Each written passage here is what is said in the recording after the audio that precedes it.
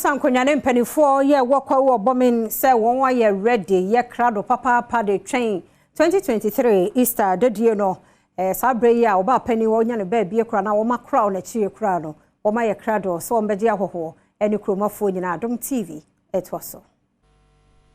enche bia ena Kwaku oboming ekoja wo ba hema anadawa asiedu otoso mienu ekwan Adom Kasee ebopini nananoma hemfo ebusa wo mo se sai yoye ekoso yi ebema Kwaku Easter wodi no ehu aka na nanso sana hene na nakwadwo afuani temkran ekyirem se enyade a ebetimi asi won kwan ewo Easter wo ba bedie no emu isansase Kasee ya no hotels ahodo a ewo Kwaku ene ne mpotemu no emu ayema sai ye Kasee nyina bomi ha kran nyina ayema hotels ewo bomi room nyina ayema kra Bebo so miensa kura nzani ye bedi broda nti ya tutu bibia wie esira manfo se Easter no bam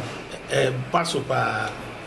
enwechi wasaka de to aso se odagana mampanyi na nadan Kwaku fuado ase esan so edagana fo ase sebra ade to wanie obebo a wo mo emotimi eyiye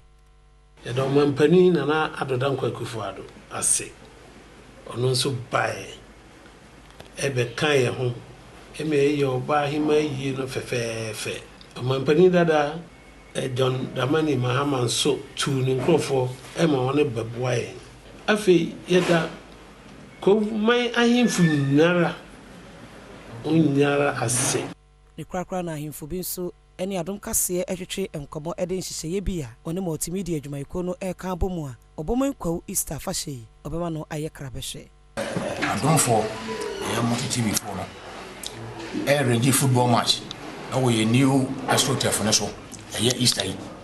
ti ebesere ye mrante no a sebe wo munano paja no se omuyina mra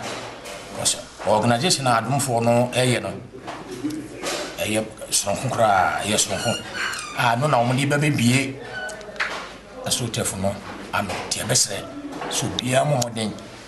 ma football no ebeba emema de enso de ebeden ebeba